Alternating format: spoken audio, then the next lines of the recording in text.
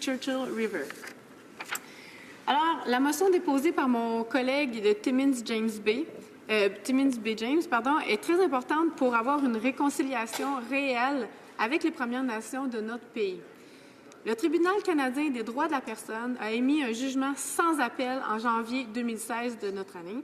Le gouvernement a été condamné pour discrimination raciale envers 163 000 enfants des Premières Nations et leurs familles pour avoir offert des services de protection de l'enfance insuffisants et inéquitables.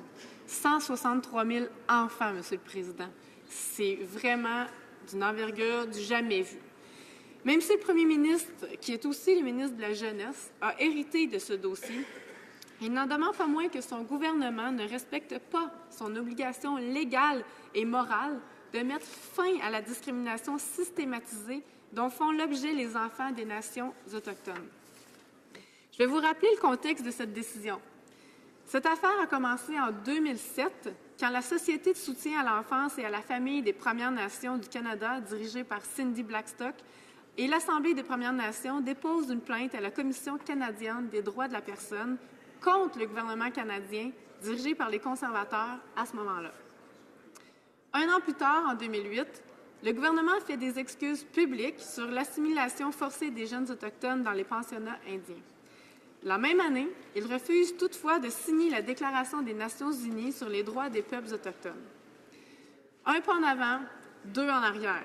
C'est cette façon d'agir qui se trouve sous le gouvernement libéral actuellement aussi, malheureusement. Alors que le gouvernement est sommé d'agir en janvier 2016 et accepte pleinement la décision du tribunal, il continue de ralentir le processus et le tribunal a déjà émis 2 ordonnances parce que les libéraux ont refusé de se plier au jugement.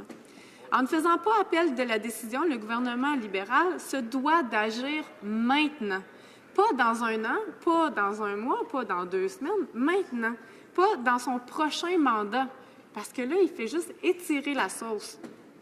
C'est pourquoi la Chambre doit lui rappeler que c'est son obligation juridique, le respect du principe de base qui est l'état de droit et moral, de réparer les erreurs du passé, d'arrêter la discrimination des jeunes autochtones et d'investir les 155 millions de dollars qui manquent dans les services aux enfants pour cette année. Quand on parle de fonds insuffisants et de discrimination, je vais vous parler de la nation Mohawk d'Akwesasne qui est dans mon comté, en fait, dont une partie dans mon comté, dans la partie sud-ouest du Québec, et où il y a une autre partie en Ontario et une autre très grande partie aux États-Unis. Donc, les Mohawks d'Akwesasne se sont battus pendant près de 15 ans pour recevoir la reconnaissance officielle de leur service à l'enfance et à la famille. Ils l'ont obtenu en 2012 par le gouvernement provincial de l'Ontario. Cette reconnaissance leur permet de pouvoir s'occuper des dossiers locaux par leurs propres moyens et non par une agence externe. 15 ans pour obtenir une reconnaissance. Est-ce que vous trouvez que ça a du bon sens, Monsieur le Président? Moi, non. Combien d'enfants des familles d'Akwesasne ont souffert pendant que les gouvernements freinaient des 2 pieds? Moi, je ne le sais pas. Mais même si c'était une famille, un enfant, qui était en situation où il y avait des services qui ne leur étaient pas offerts, des familles, des enfants qui souffraient parce que les gouvernements étaient en train de s'obstiner sur qui est-ce qui allait être responsable d'offrir les services. Bien, c'est un enfant de trop. C'est inacceptable pour cette communauté-là d'Akwesasne d'avoir attendu aussi longtemps avant d'obtenir des services. C'est pourquoi il faut appliquer le principe de Jordan. Le principe établit que les enfants des Premières Nations doivent avoir accès aux mêmes services gouvernementaux que ceux offerts aux enfants non autochtones et que les conflits de compétences ne devraient pas faire obstacle aux services à l'enfance. Ce n'est pas la première fois qu'on demande au gouvernement d'appliquer ce principe de Jordan. Mon ancienne collègue, Jean Crowder, avait déposé une motion en Chambre en 2007 en ce sens. Elle avait été adoptée par la Chambre des communes, mais 9 ans plus tard, en 2016, c'est un peu frustrant qu'on en soit encore au même point, même si on avait déjà dès lors adopté ce principe-là. En tant que porte-parole sur la jeunesse, j'ai été surprise et désagréablement, en fait, surprise de l'ampleur des problèmes de santé mentale et en particulier chez les jeunes autochtones. Un membre des Premières Nations sur 2, 50 vivant dans une réserve, déclare souffrir d'un niveau de détresse psychologique allant de moyen à élevé. La moitié des décès des jeunes Inuits est due au suicide, alors qu'il en est de 10 des causes de décès pour l'ensemble des jeunes Canadiens. La situation ne va pas s'arranger sans un investissement à long terme dans la santé des jeunes Autochtones. La santé mentale est, et je cite, « déterminée par l'interaction complexe des facteurs sociaux et économiques, l'environnement physique et le comportement individuel », ferme la parenthèse, selon Santé Canada. Dans tous les aspects, les communautés autochtones sont lésées par rapport au reste de la population. Nora Keelan et Tonina Simeon ont associé la prévalence des problèmes de santé mentale des communautés autochtones à l'oppression et à la marginalisation que ces communautés ont connues au cours de leur histoire.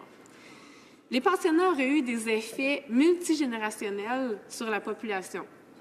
On le sait, après qu'il y a eu tout ce qui a eu lien avec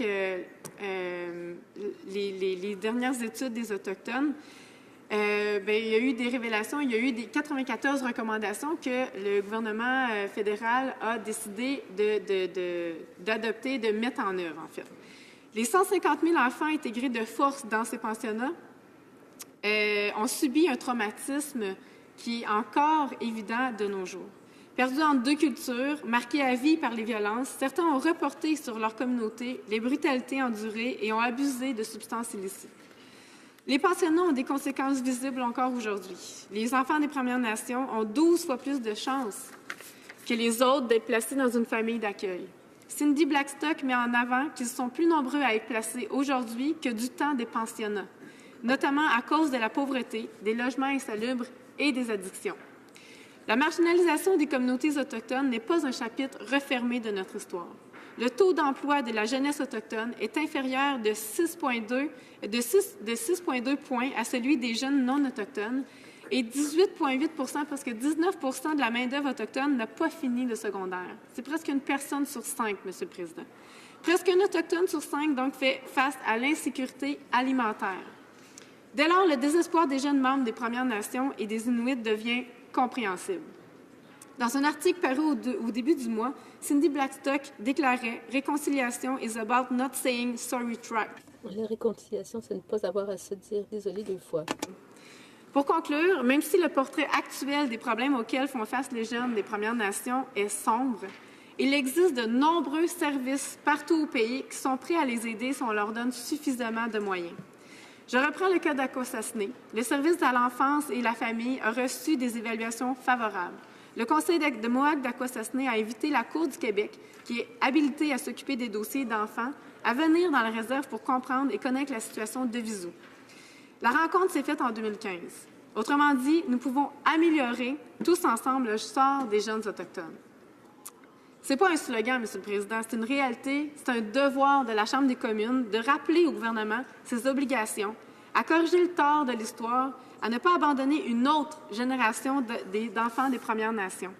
C'est pourquoi je suis heureuse de pouvoir annoncer le soutien du Conseil Mohawk d'Akwesasne à cette motion.